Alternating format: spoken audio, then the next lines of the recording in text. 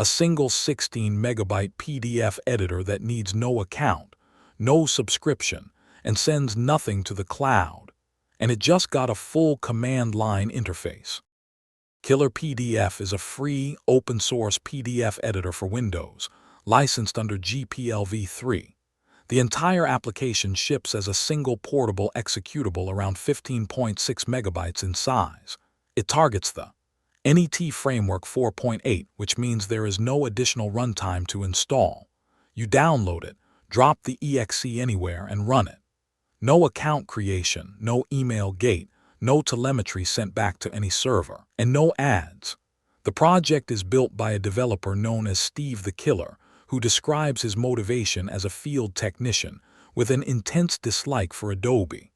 The source code lives at github.com/SteveTheKiller/KillerPDF, and the project currently has over 3,100 stars on GitHub. The biggest change in version 1.6.4 is the new command line interface. Every core operation is now exposed headless from the terminal. You can merge multiple PDFs and images into one file, split out selected pages, extract pages to a new document, decrypt password-protected files, convert pages to images, flatten annotations, print with full control, run OCR on scan pages, and batch resave entire folders. The CLI reuses the exact same code paths the GUI uses, so there is no parallel implementation that can drift out of sync. It returns real exit codes, 0 for success, 1 for failure, 2 for bad usage, and it works even while the GUI application is already running. This makes KillerPDF genuinely usable in automation scripts and batch jobs. Under the hood, KillerPDF ships with a vendored and patched version of PDF Sharp Core, the open-source library responsible for writing PDF files. The developer applied 6 standards conformance fixes directly to the source. Every release is then validated against Vera PDF across a corpus of 2,900 PDF files, with the results checked into the repository under the validation directory. The goal is that a round-trip save never degrades PDF a conformance. If a document is valid when you open it, it should leave exactly as valid as it came in. The validation results are public and checked into the GitHub repository. On the viewing side, KillerPDF offers 4 view modes: single page, continuous scroll, 2-page spread, and a grid layout of every page. These persist across sessions. You can open multiple PDFs in tabs, each restoring its page position, zoom level, and view mode. Full-text search across the whole document highlights matches as you type. The outline and bookmark navigation supports clickable links including internal cross-references and table of contents backlinks. Version 1.6.4 added in-place bookmark editing. You can add, rename, nest, reorder, retarget, and delete bookmarks with multi-select and full undo. There is also browser-style jump history accessible with Alt plus left and Alt plus right arrows, or the mouse back and forward buttons. The annotation and editing tools let you edit text inline with font matching against the original document, add resizable text boxes with optional whiteout backgrounds, and use freehand draw, straight line, and highlight tools, each with its own color, opacity, and width. A full RGB color picker is available on every color swatch. The built-in OCR uses Tesseract Engine, and it is bundled directly in the executable. Extra language models download on demand, so the base download stays small. You can OCR an entire page or a dragged region straight to the clipboard.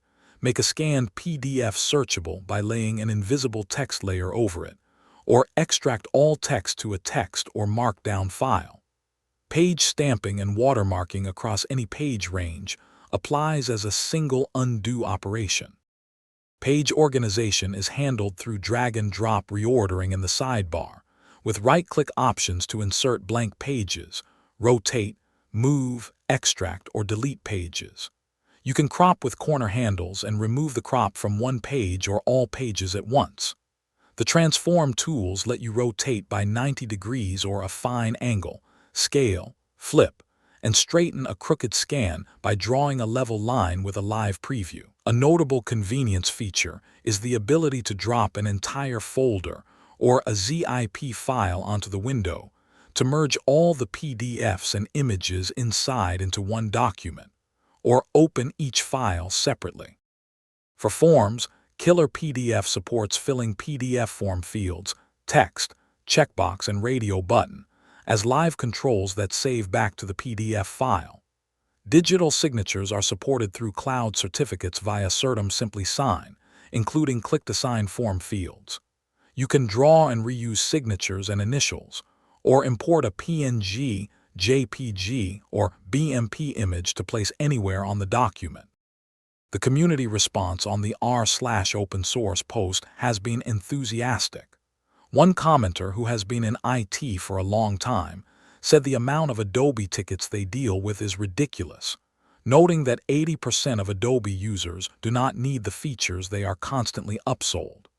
They shared that this week they solved their first Adobe ticket by replacing it with KillerPDF, and it felt really good. Another commenter noted they love that the whole reason for making this tool is pure hatred for Adobe.